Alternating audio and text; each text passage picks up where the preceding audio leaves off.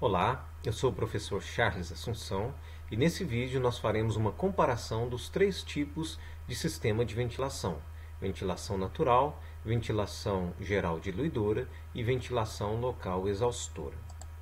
Nós faremos essa comparação de forma mais conceitual, uma vez que nós já vimos cada tipo de sistema de ventilação com um pouco mais de detalhe em vídeos anteriores.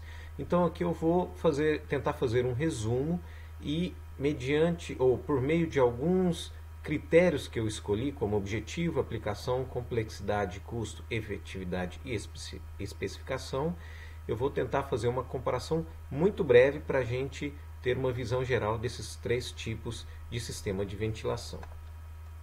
Vou começar com um critério objetivo.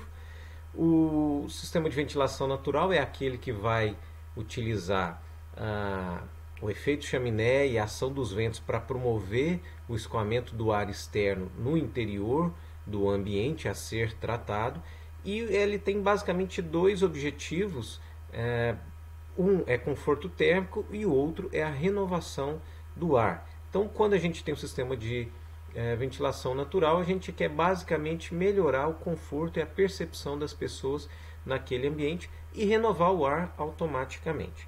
A ventilação geral, ela também pode ter esse objetivo de conforto térmico para algumas condições bastante limitadas, tão limitadas talvez quanto a ventilação natural, mas em situações um pouquinho mais severas a ventilação não resolve, aí a gente já tem que partir para uma estratégia de climatização.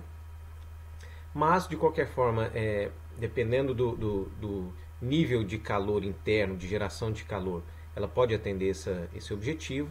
Renovação do ar também, especialmente para diluição de odores, e aí eu pus apenas o nome ventilação geral, mas a gente pode chamá-la também de ventilação geral diluidora, porque ela vai promover uma renovação mais intensa do que a ventilação natural, uma vazão maior, e por isso ela tem a capacidade de diluir odores, de diluir a concentração de CO2, por exemplo, que é exalado pelo ser humano no processo de respiração, e também ela pode fazer a diluição de contaminantes. Se a gente tem a geração de contaminantes e essa concentração deve ser mantida sob dentro de determinados limites, a gente pode ventilar aquele ambiente, se esse contaminante não for de alta toxicidade, para que essa concentração seja reduzida mediante o aumento do volume de ar interno naquele recinto. É importante dizer que nesse tipo de ventilação a gente pode ter pressão positiva ou pressão negativa no interior, ou até mesmo pressão interna igual à pressão externa. Essa ventilação é feita ou por meio de ventiladores, ou por meio de exaustores, ou por meio de ambos os equipamentos. Eu esqueci de falar, a ventilação natural ela não tem ventiladores e exaustores. O máximo que ela vai ter serão portas, janelas providas ali de basculantes, de venezianas, e algumas estruturas no teto, como os lanterninhos, para promover a saída do ar interno. E finalmente a ventilação local exaustora, ela tem como objetivo principal a captação de contaminantes. A ventilação diluidora, ela vai diluir, ou seja, ela reduz a concentração de determinado contaminante gerado por meio do aumento do volume de ar atmosférico, ou seja, ela vai espalhar aquele contaminante, reduzindo a sua concentração.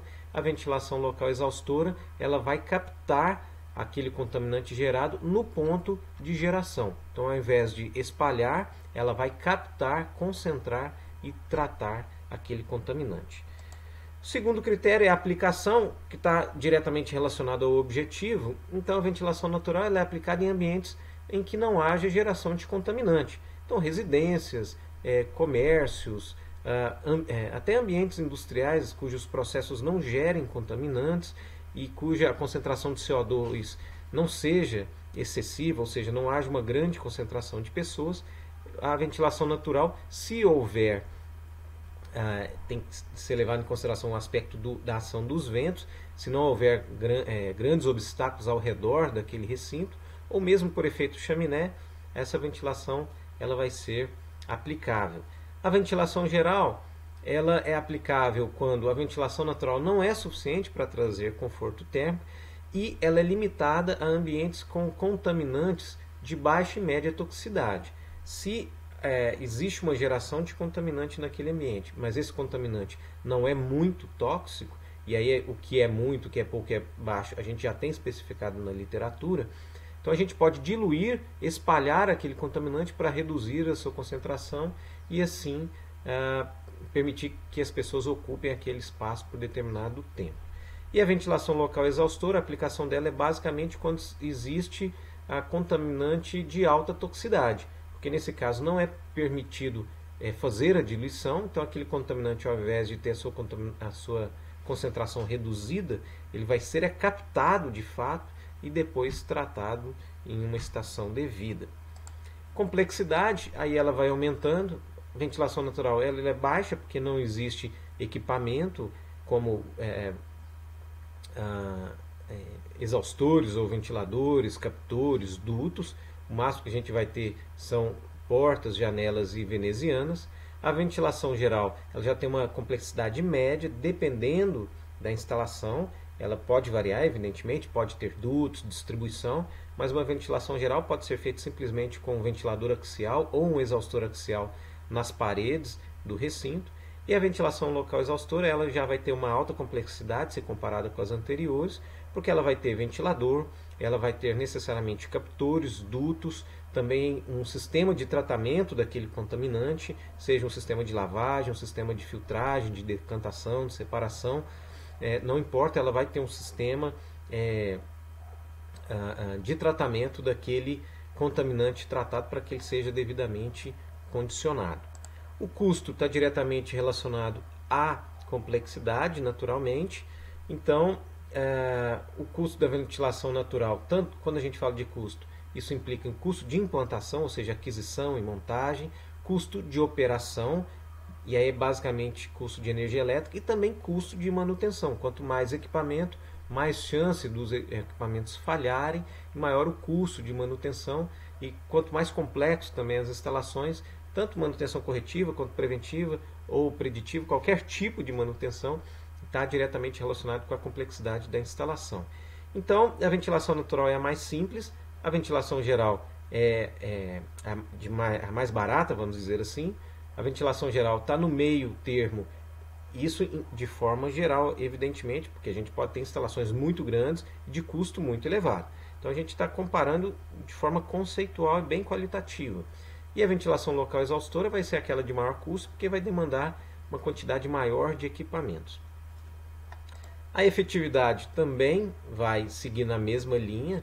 A ventilação natural vai ter uma efetividade relativamente baixa, especialmente porque ela depende muito das condições ambientes. Então, em termos de conforto térmico, ela vai se limitar a igualar o ambiente interno ao ambiente externo. Mas se o ambiente externo já está numa condição que não promove o conforto térmico, naturalmente ela não vai fazer um milagre, ela não vai melhorar o ambiente interno mais do que as condições encontradas no ambiente externo. Ela depende também, se por exemplo a ação dos ventos tem um peso significativo, ela depende dos ventos, e os ventos variam conforme o horário, a estação, o dia. Então ela tem uma efetividade relativamente baixa se comparado com as anteriores. A ventilação geral tem uma efetividade também média, se comparado com a local exaustora. Se a gente pensar em termos de conforto térmico, ela também depende das condições externas, porque a ventilação ela só vai fazer circular aquele ar externo, que em tese está uma temperatura mais baixa do que o ar interno, mas se a temperatura externa já está bastante elevada, não vai conseguir abaixar a temperatura interna. Então aí a gente já teria que partir para um sistema de climatização. Por isso então a sua efetividade em termos de conforto térmico pelo menos é média, mas em termos de renovação e diluição de contaminantes, ela, se bem dimensionada, ela vai ter uma alta efetividade. E a ventilação local exaustora tende a ter uma alta efetividade, claro que aqui é sempre pensando num bom projeto, uma boa especificação no ponto de operação adequado dos equipamentos especificados.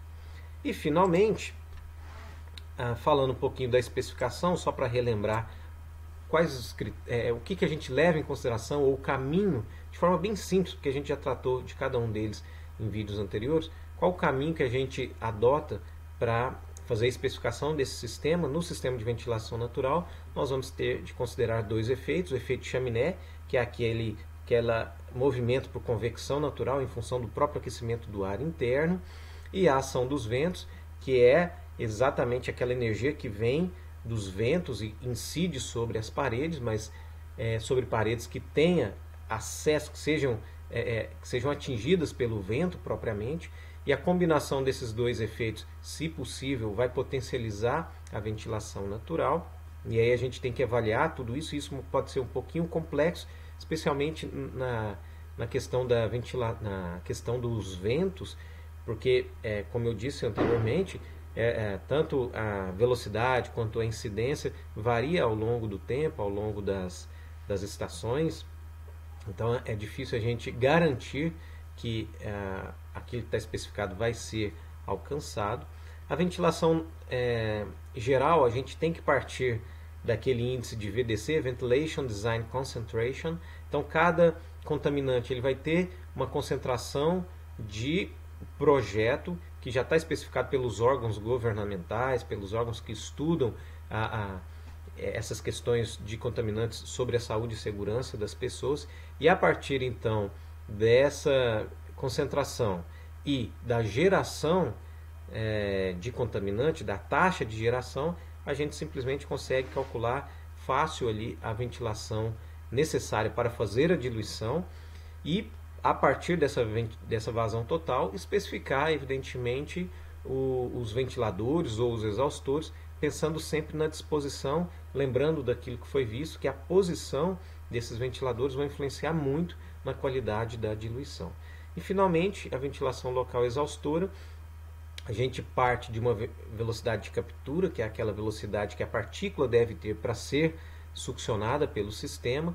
A partir dessa velocidade de captura e do tipo de captor, da distância do captor em relação à fonte geradora, a gente define uma vazão do sistema, que é uma vazão que vai gerar aquela velocidade de captura no ponto de geração de contaminante. E a partir dessa vazão, então, com algumas equações, a gente consegue calcular a perda de carga no captor e depois a perda de carga total no sistema, desde a sucção até o recalque, e com a perda de carga total ou a pressão estática total do ventilador e a vazão, a gente consegue especificar o exaustor, o equipamento para operar o sistema de ventilação local exaustor.